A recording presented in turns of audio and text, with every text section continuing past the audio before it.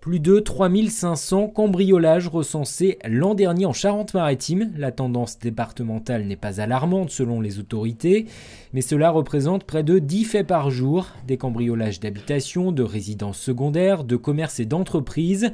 Des affaires difficiles à résoudre, c'est souvent la récidive des auteurs qui permet de les identifier. Le taux d'élucidation des cambriolages est de 15%. Systématiquement, les enquêteurs relèvent des traces sur les lieux des cambriolages, que l'on appelle la police technique et scientifique.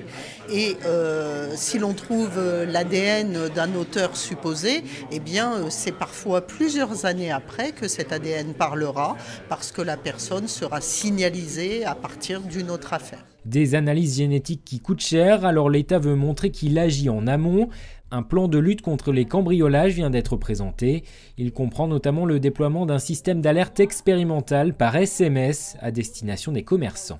Ce système-là nous permettra d'alerter soit l'intégralité des commerçants d'un secteur géographique donné, donc ça à nous de le déterminer, sur un type de phénomène, par exemple un vol au rendez-moi ou des vols à l'étalage commis en bande, par exemple, ou des phénomènes qui concernent certaines catégories de professionnels.